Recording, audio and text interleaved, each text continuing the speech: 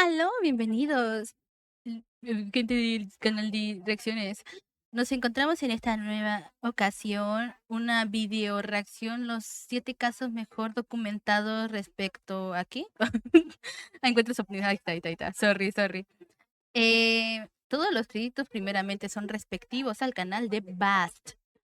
Y pues nada, todas estas cosas se graban en mi canal de YouTube, de YouTube, de Twitch, me pueden encontrar en todas mis redes sociales como Sayali Hell.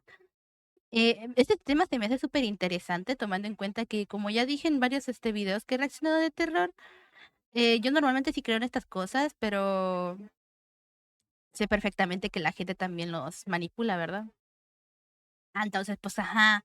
Bueno, pero pues vamos a ver si los casos me convencen y a ver si se me viene alguna anécdota respecto a todo esto, ¿verdad? Ahora sí, sin más, continuemos. Más interesantes y mejor documentados. Te adelanto algo. Creas o no, lo que definitivamente no se puede hacer es negar que son anécdotas fascinantes y ante todo, reales. Número 7. El caso Travis Walton. El 5 de noviembre de 1975, Travis Walton, un joven leñador de 22 años, desapareció misteriosamente durante 5 días tras un extraño encuentro en un bosque de Arizona. Aquella noche, Walton y 6 compañeros volvían en una camioneta de su jornada de trabajo en el Bosque Nacional de Seagraves, cerca de Snowflake, Arizona, cuando divisaron una intensa luz en el camino. Al acercarse vieron un objeto brillante suspendido a unos 30 metros de altura que describieron como un platillo volador, una descripción que para ese Oh. momento ya era popular. Walton bajó del vehículo para observarlo de cerca y entonces, repentinamente, el objeto emitió un haz de luz azul verdosa que lo alcanzó y lo arrojó varios metros, dejándolo inmóvil. Atemorizados, sus compañeros huyeron en la camioneta, pero recapacitaron minutos después y regresaron al sitio. Lo abandonaban ahí agarraron a nuestro papu, lo lanzaron súper lejos. Vámonos, patitas, ¿para qué las queremos? Nah, qué wea, weón. Aparte, después de verlo ahí abandonado, dice, no, tenemos un compa, ¿verdad? Es verdad, vamos a reponerla. Vamos a buscarlo, que hijos de su ser. Travis ya no estaba, había desaparecido sin dejar rastro. Los 6 testigos amigos y compañeros del trabajo de Travis Walton denunciaron de inmediato el incidente al sheriff local, quien enfrentó sus insólitas declaraciones con total y natural escepticismo. Durante los días siguientes en los que Walton estuvo ausente, las autoridades sospecharon inicialmente de un crimen y nadie hablaba de otra posibilidad. Se barajó que uno de los leñadores, que tenía antecedentes penales, pudiera haber asesinado a Walton, usando la historia del ovni como coartada. La policía organizó una Oh. intensa búsqueda por aire y tierra con helicópteros y perros, sin éxito durante días. Ante las acusaciones, los 6 colegas acordaron someterse a las pruebas del polígrafo para demostrar que no mentían. Bueno, ya iba a decir, oye, el polígrafo no es nada seguro. Pero bueno, es 1975, tampoco se pida mucho. Un poligrafista forense del estado de Arizona examinó entonces, ante la gran expectativa de las familias y la localidad, a los hombres de forma individual y según su informe oficial, ellos dijeron toda la verdad. 5 días después, en la medianoche del 10 de noviembre de 1975, Travis Walton reapareció. Llamó aturdido desde un teléfono público en Heber, Arizona, afirmando Pobrecito. ser Travis. Fue recogido por sus familiares en total estado de shock, notablemente adelgazado y deshidratado. Walton se sorprendió al saber que habían pasado 5 días. Tras recibir atención médica, describió lo que recordaba y afirmó que Lo tras ser golpeado por abdujeron. el rayo de luz, despertó dentro de una nave, acostado en una camilla, rodeado de seres de baja estatura, piel pálida y enormes ojos oscuros. Presa del pánico, dice haber forcejeado y escapado de aquel cuarto, solo para encontrarse con otros seres de apariencia casi humana, que le colocaron un objeto en la cara dejándolo inconsciente. No Bro. tenía ningún otro recuerdo. El caso Travis Walton es considerado una de las abducciones más famosas y mejor documentadas. Nunca se halló indicios tampoco de un refugio donde Travis se ocultara, lo que para algunos apoya la veracidad de la abducción. A la fecha, Travis Walton mantiene su relato, mientras que sus ex compañeros también sostienen que vieron algo totalmente real. Es que, claro, weón. ¿Cómo convences a otra gente de seguirte tu chocho? No. Y tomando en cuenta que también a estos agentes pues la agarraron para pues decirle, no, no, no, ustedes malos. Pues no, entonces tiene sentido en el aspecto de convencer a la gente, a menos que sean sumamente influenciables, de decir, oigan, hay que hacernos los locos, hay que fingir que, o sea, me destruyeron a mí los extraterrestres, probablemente alguno de ustedes los vayan a interrogar. Pues no, claramente eran personas grandes, aunque pues bueno, siempre todo se puede tomar con pinzas. Pero bueno, al final de cuentas es peculiar, eso es el hecho de poder convencer a otras gentes, no nada más a ti mismo, pero bueno. Número 6. El incidente de Rendlesham Forest. En las últimas noches de diciembre de 1980, un suceso inquietante ocurrió en las inmediaciones de la base aérea RAF Woodbridge de Suffolk, Inglaterra, entre el 26 y el 28 de diciembre. En él, varios militares estacionados allí reportaron luces inexplicables moviéndose en el bosque contiguo e incluso el aterrizaje de un supuesto objeto metálico triangular en el claro entre los árboles. Pensando al inicio que podía tratarse de la caída de una aeronave auténtica, 2 efectivos ingresaron al bosque para investigar. Según sus reportes oficiales, es decir, entregados a sus superiores y que aún se conservan, se encontraron con un objeto triangular apoyado en el suelo y flotando a baja altura. El artefacto tenía unos 2 a 3 metros de base, superficie Ah, metálica negra pulida con marcas extrañas y además emitía una luz intensa azulada y roja intermitente. Cuando los chucha. soldados intentaron acercarse, el objeto despegó súbitamente, pasando entre los árboles a gran velocidad. En el lugar quedaron huellas Bro. y se hallaron 3 pequeñas hendiduras en el suelo dispuestas en triángulo, así Oh, como marcas de quemaduras en la vegetación ah. y la corteza de árboles cercanos, sugiriendo que hubo un contacto con una fuente de calor o propulsión. Durante la noche siguiente, es decir, el 28 de diciembre, la actividad continuó. UFO incident. El teniente coronel Charles Halt, subcomandante de la base, decidió acudir personalmente con un equipo de patrulla para esclarecer definitivamente lo que estaba pasando. Halt llevó una grabadora de audio y durante horas documentó en tiempo real lo que él y sus hombres observaron. En la posteriormente célebre cinta de Halt, difundida años más tarde, se les escucha describiendo luces extrañas moviéndose entre los árboles y en el cielo. Ahí está de nuevo, parece un ojo rojo que se mueve, decía Halt, notando cómo una luz roja pulsátil zigzagueaba entre los troncos.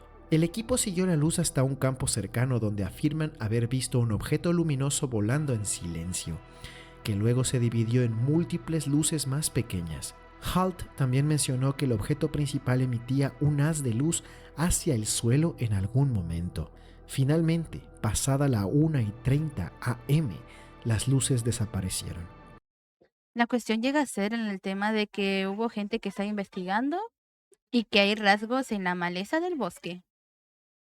Pero bueno, es lo único que puedes así como constatar de que se puede, pues ahí hubo algo, ¿verdad? Pocos días después, el teniente coronel Halt redactó un informe oficial dirigido al Ministerio de Defensa británico, conocido como el Halt Memo. En este memorando breve describió luces inusuales avistadas en Rendlesham Forest. Este informe, aunque breve, le dio seriedad al caso al provenir de un alto oficial testigo directo de los hechos. Durante años, el Ministerio de Defensa británico públicamente afirmó que el incidente no representaba amenaza para la seguridad nacional, por lo cual nunca fue investigado oficialmente. De hecho, este caso apenas tomó notoriedad en la década del 2000, cuando archivos desclasificados revelaron que el Ministerio de Defensa, de hecho, sí había acumulado expedientes y correspondencias internas sobre lo que había sucedido en el bosque de Rendlesham, alimentando las sospechas de Anda. un posible encubrimiento. El incidente de Rendlesham Forest destaca por la cantidad de evidencias. Esto es lo que estaba yo comentando. Hay evidencia.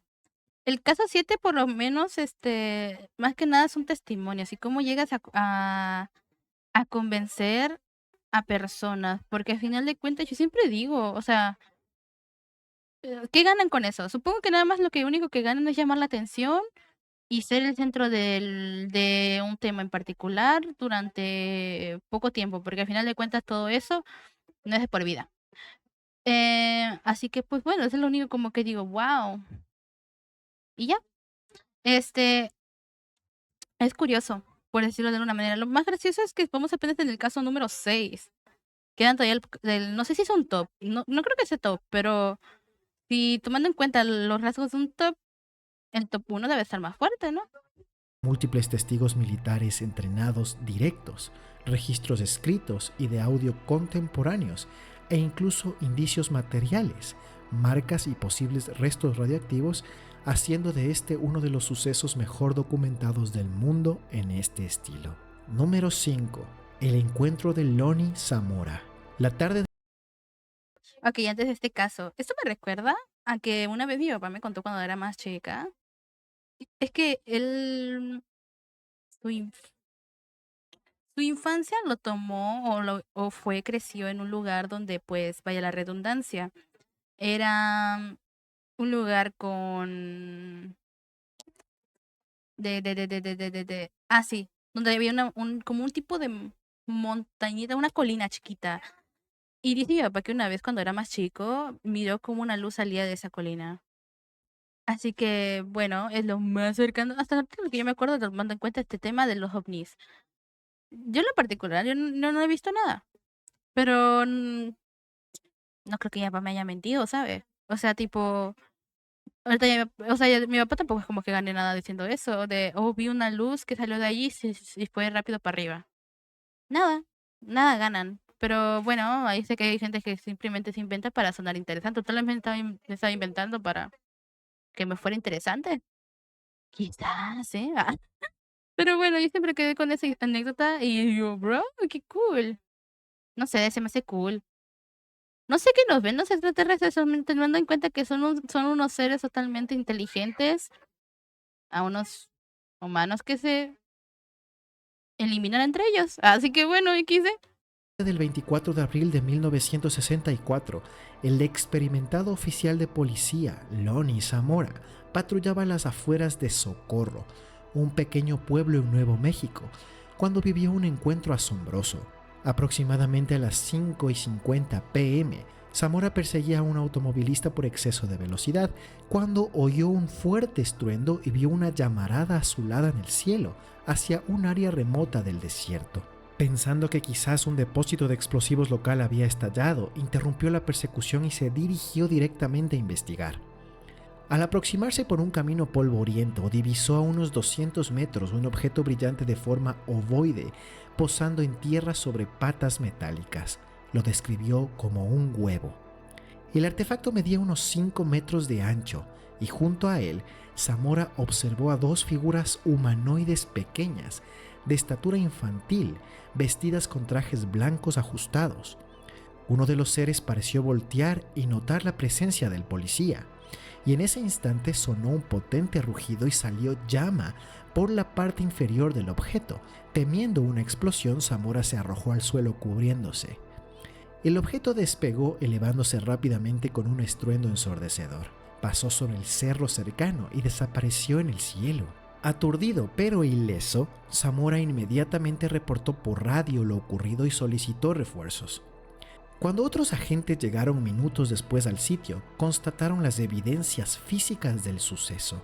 Los matorrales y pasto estaban ardiendo y chamuscados aún en un área circular, y se identificaron 4 hoyos impresos en el suelo blando, formando un patrón simétrico consistente con las patas de aterrizaje de un objeto pesado. Todo esto consta en Oh. el informe oficial del FBI que recopiló el caso. Todo olía a quemado. Zamora, muy agitado, describió a sus colegas y superiores lo que había visto, incluyendo un símbolo extraño que notó pintado en el costado del objeto. Según dijo, ¿Ah? era un emblema rojo, parecido a una flecha, o a una media corona, según dibujos posteriores. La Fuerza Aérea de Estados Unidos, a través del proyecto Libro Azul o Blue Book, envió al célebre astrónomo J. Allen Hynek a investigar en persona. Las evidencias físicas fueron documentadas con fotografías. Definitivamente vamos subiendo en el top y ponen más gente importante y evidencias fuertes. Ay, ¿cómo se llamaba este señor que tenía su programa de UFOs? Se me olvidó. Bueno, me hizo recordar esos capítulos, man, donde estaba con su pelito así todo alborotado. Creo que tenía lentes y hablaba siempre de ovnis. Ese es uno. Y el otro, creo que ese es el de History Channel, creo que era. Y había otro, uno que hablaba de extraterrestres aquí en México, que era un señor, como un abuelito. También estos temas les han de encantar y probablemente los hayan visto. Fotografías y muestras del suelo. Ninguna explicación convencional resultó convincente. Inicialmente se consideró si podía haberse tratado de un prototipo experimental de la cercana base de White Sands, pero las autoridades militares negaron actividades en dicha área. El encuentro de Lonnie Zamora se convirtió en el único caso ovni en los archivos de Blue Book que oficialmente está catalogado como no explicado, habiendo además varios rastros físicos en la escena y avistamientos de ocupantes de una nave. La experiencia de la ciudad de Socorro contribuyó a que Hynek, famoso por ser un asesor escéptico, se convenciera de que había un auténtico misterio por resolver en los incidentes ovni. Hasta el fallecimiento de Lonnie Zamora en 2009, este sostuvo su historia sin ninguna variación. Número 4. Creo que eso es lo peculiar. Es en el aspecto de que nunca han modificado su historia, a menos que la hayan escrito y que se la hayan aprendido de memoria. Es que ninguno ha modificado en ningún detalle, lo cual es como un indicio de que haya sido algún tipo de trauma. O eso creo yo. No soy científica y no soy psicóloga. Soy solamente una tonta. Pero esas son mis conclusiones, así que supongo que sí sería así. Creo. Claro.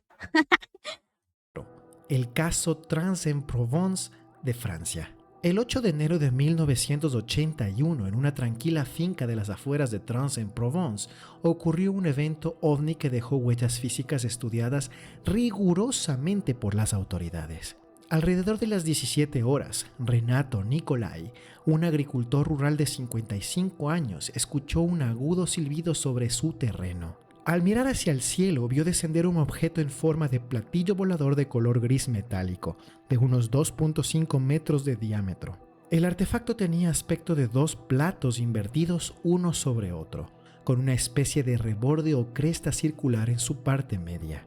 Nicolai lo observó atónito mientras el objeto aterrizaba. Tras unos segundos en tierra, se cree que 10 a 20 segundos estimó él, el platillo despegó súbitamente elevándose, emitiendo de nuevo un silbido y desapareciendo a gran velocidad en el cielo.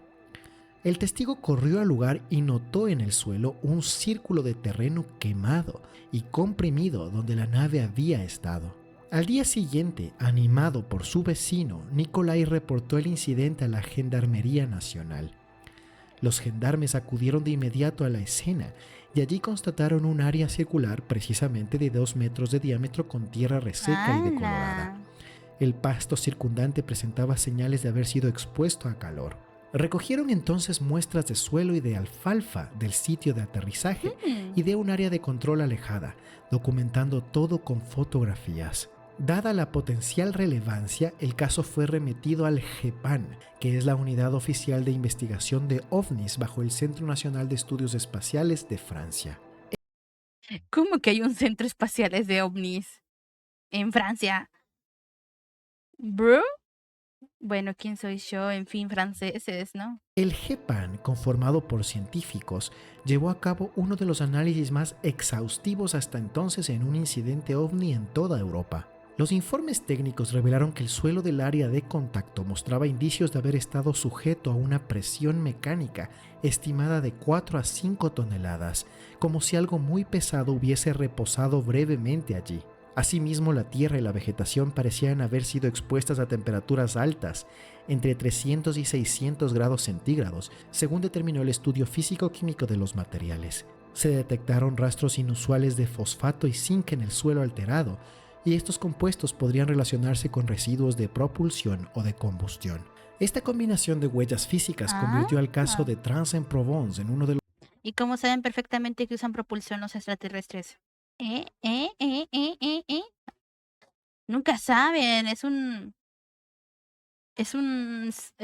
seres inteligentes. Probablemente no usen lo mismo que nosotros, no sé, quizás algo ahí no cuadra. los pocos sucesos con evidencia material analizada bajo estándares puramente científicos. La investigación oficial realizada en conjunto con la policía francesa se prolongó por 2 años. En sus informes técnicos finales no se atribuyó al suceso a ninguna causa conocida, manteniéndolo como no identificado hasta el día de hoy. Este nivel de reconocimiento oficial es inusual y por esta razón este es para algunos el avistamiento más científicamente documentado de todos los tiempos y por eso está en este puesto. Efectivamente, metieron a mucha gente para analizar el pasto. Ahí como dieron cuenta supuestamente que usan los extraterrestres en los propulsores. Y por los compuestos que habían dejado en de residuos allí. Es curioso, porque como que con el paso, no sé si los han puesto de forma cronológica, creo que no. Pero puedo decir que es totalmente peculiar. ¿Y por qué Francia tiene un lugar de organización de búsqueda de extraterrestres? No lo sé. Número 3. El caso Pascagoula. El anochecer del 11 de octubre de 1973, dos compañeros de trabajo, Charles Hickson, de 42 años, y Calvin Parker, de 19, vivieron en la ciudad portuaria de Pascagoula, Mississippi, lo que describieron como un escalofriante caso de abducción extraterrestre.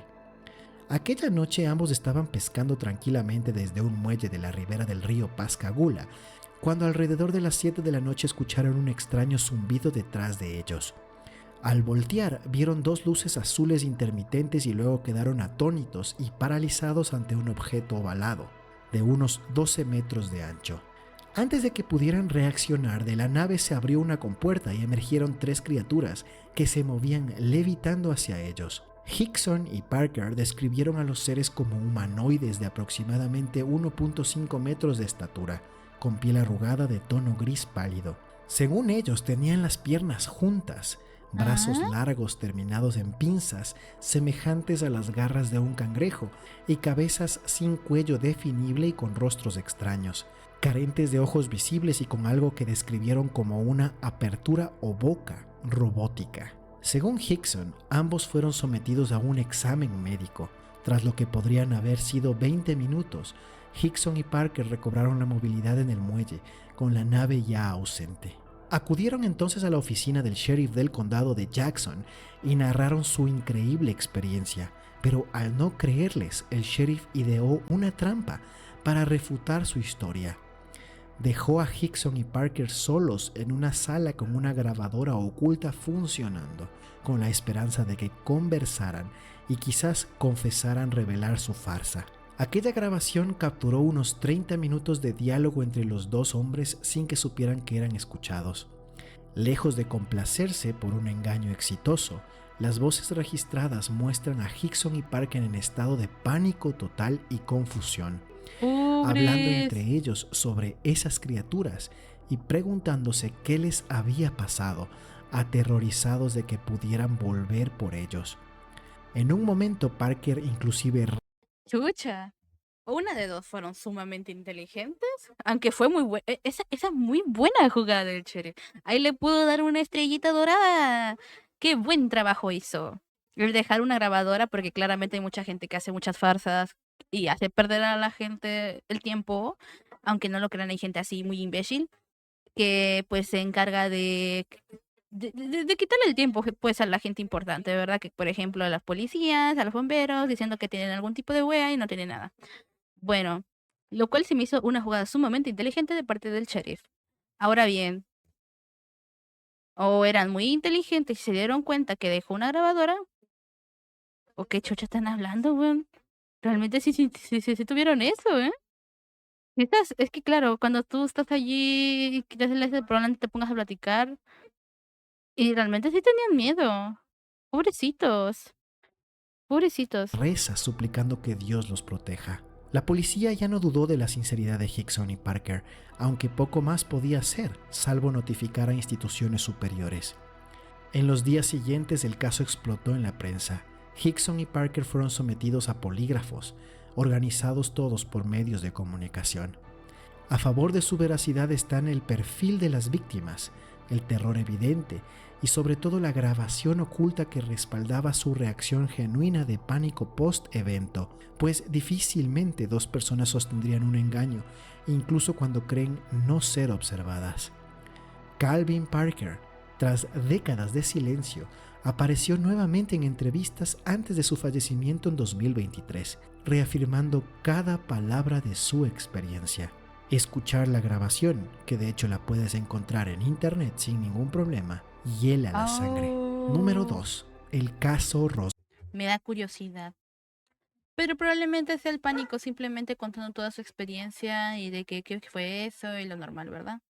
Pero pobrecitos, weón. Y el hecho de que uno de ellos haya vuelto a confirmar eso después de tantos años, claramente no lo hizo con afán de, ¿cómo se llama? De llamar la atención, porque claro, después de ese suceso se desapareció.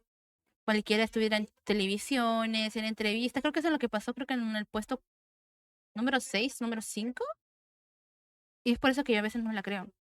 Pero bueno, en este caso sí me la tomo un poquito más en serio, tomando en cuenta que no aprovecharon la dicha fama, aún así también tomando en cuenta que era hace años y pues no era tanto, ¿verdad? Pero aún así que haya vuelto a confirmar, dice mucho de qué hablar. El incidente Roswell es posiblemente el caso ovni más famoso del mundo, emblemático por desencadenar décadas de teorías sobre estrellamientos de naves extraterrestres y encubrimientos gubernamentales. Ocurrió el 2 de julio de 1947 cuando un ranchero llamado Mac Ok. Brazel descubrió en su rancho restos metálicos esparcidos tras una noche de tormenta. Brazel recogió algunos fragmentos extraños, los cuales describió como láminas delgadas y ligerísimas parecidas a aluminio, tiras de caucho e inclusive barras con símbolos morados indescriptibles.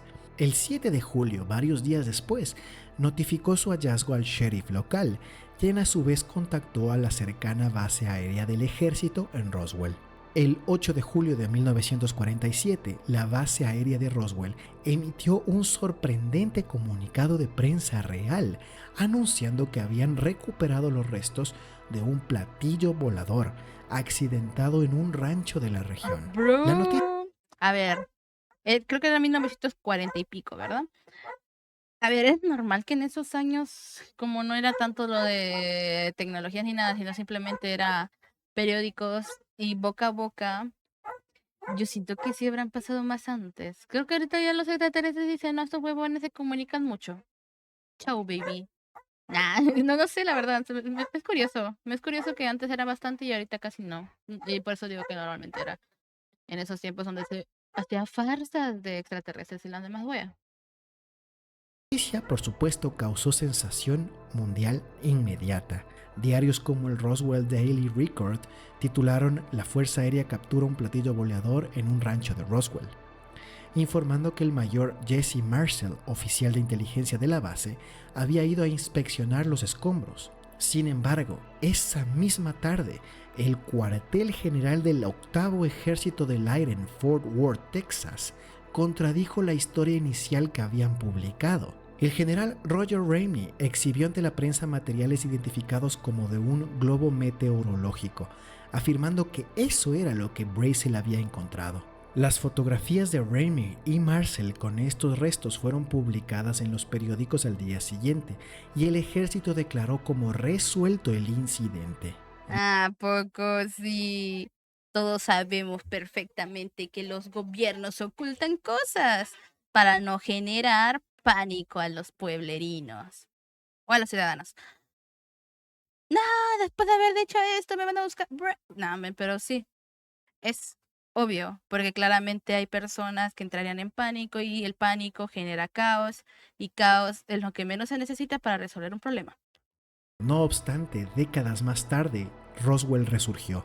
A finales de los años 70, investigadores ufólogos empezaron a entrevistar a ancianos militares y lugareños, escuchando historias de que aquello no fue un simple globo, sino que Mm, en Roswell había caído una auténtica nave extraterrestre y el gobierno lo había encubierto. Se normal. recopilaron testimonios de segunda mano sobre supuestos cuerpos recuperados. El mayor del ejército, Jesse Marcel, le dijo a un investigador en 1978 que los fragmentos que recogió no se parecían a nada conocido, insinuando que la historia del globo fue una tapadera. En los 80s y 90s, programas de televisión y documentales difundieron multitudes de detalles, algunos muy convincentes, y ante la persistente atención pública, el gobierno de los Estados Unidos rompió décadas de silencio en 1994. La Fuerza Aérea publicó un extenso informe admitiendo que el objeto caído en Roswell no fue un globo meteorológico corriente, sino parte de un programa ultra secreto de la época.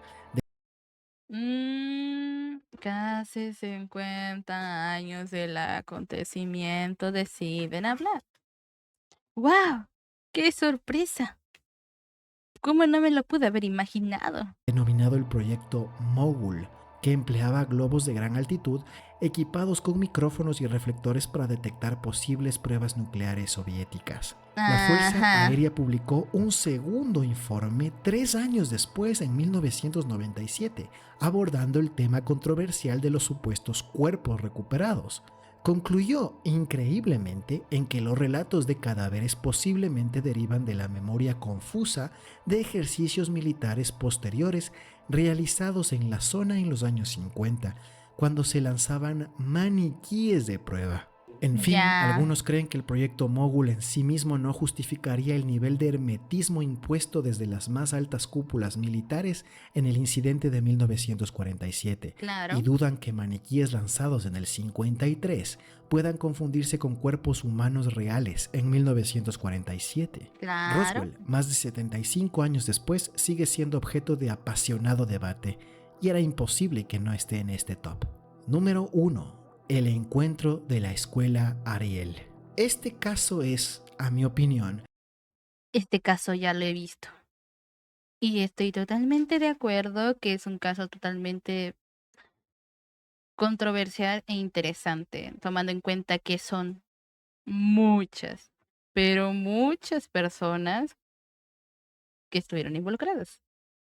Y no creo que hayan influenciado a que todos tengan la misma coacción colectiva, porque siempre va a haber una excepción de que alguien diga la verdad, ¿verdad? Así que pues, sí, es un muy buen caso. Qué buen top uno.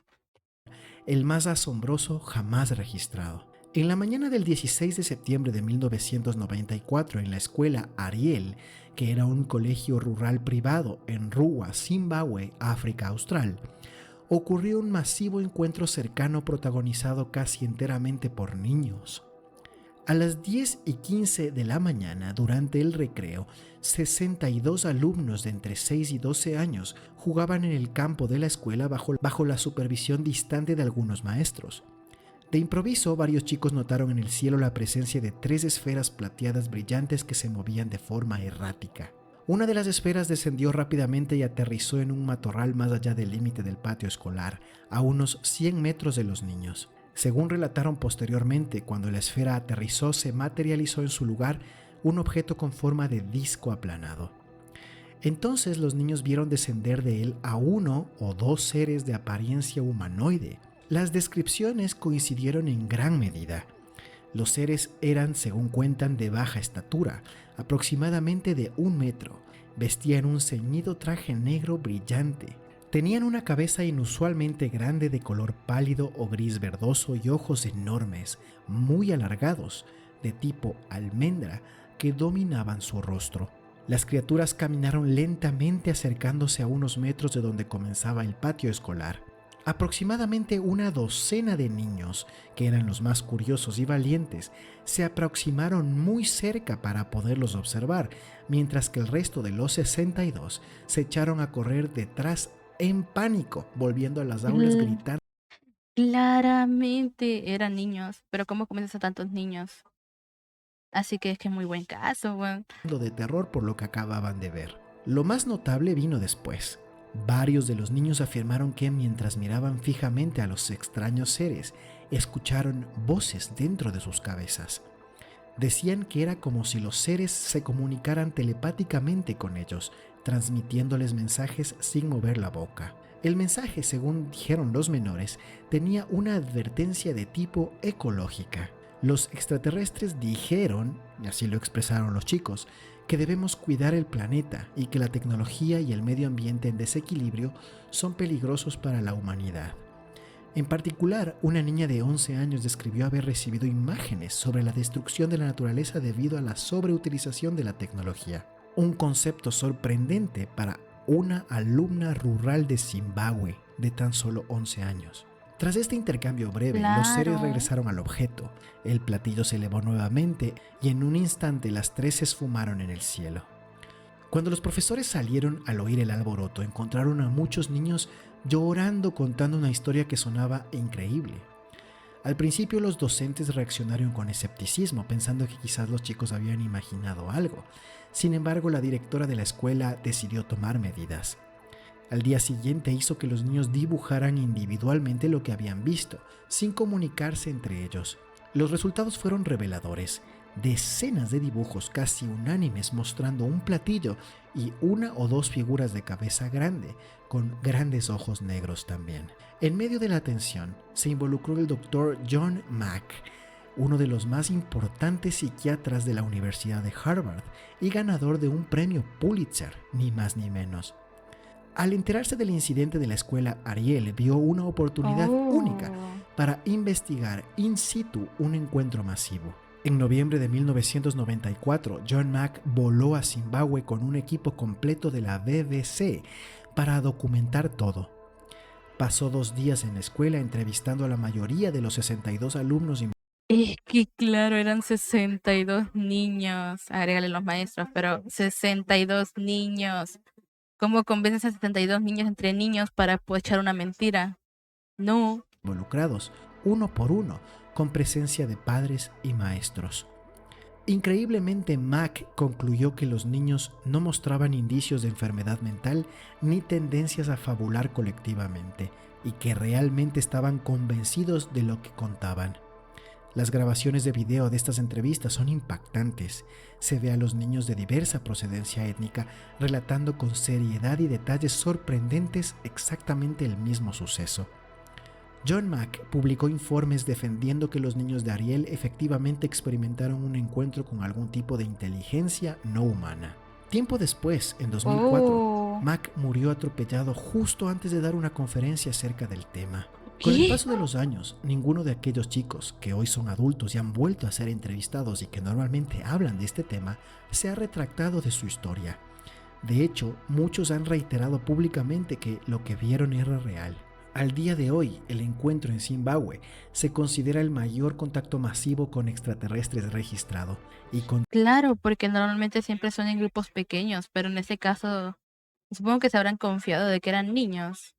I don't know, man, pero se me hace raro también cómo haya muerto no s el doctor este cuando iba a hablar de un tema. ¿Casualidad? No lo creo, güey, no sé. continúa desconcertando a psicólogos, educadores y ufólogos por igual, desafiando a la ciencia a encontrar una explicación de cómo 62 niños pueden haber compartido la Ende. misma experiencia extraordinaria a plena luz del día en una escuela rural de Zimbabue. Cada uno de estos casos se ha documentado en informes oficiales, artículos periodísticos e investigaciones independientes. Chucha. Pues nada, la verdad es que ese el último caso ya no lo conocía, porque normalmente es el que más ponen, porque claro, ¿cómo puedes hablar respecto a UFO si no puedes hablar del caso de Zimbabue? Y vuelvo a reiterar, no puedes convencer a 62 niños o que entre ellos se miente de que hay que fingir que son extraterrestres, bla, bla. No puedes convencer a niños. Eh, o bueno, sí puedes convencerlos, pero me refiero a que no puedes convencer a 62 niños y que todos digan el mismo, ¿qué te digo yo? El mismo testimonio, ¿verdad? Vimos un ente, tararara. Es raro, eso sí, siempre se dice, es raro que hayan venido extraterrestres en la mañana y con mucha gente, porque normalmente siempre son en escenarios oscuros, escenarios donde es un grupo más pequeño, hasta uno o dos personas. Así que es raro, pero eso no deja de que estar el hecho de que es muy interesante. Así que pues nada, la verdad es que es muy, muy, muy buen tema a tratar. Así que si tienen alguna experiencia paranormal, quisiera leerlas en los comentarios. Paranormal, no, de UFOs. Si es que tiene, si no, está bien. Muchas gracias. Bye.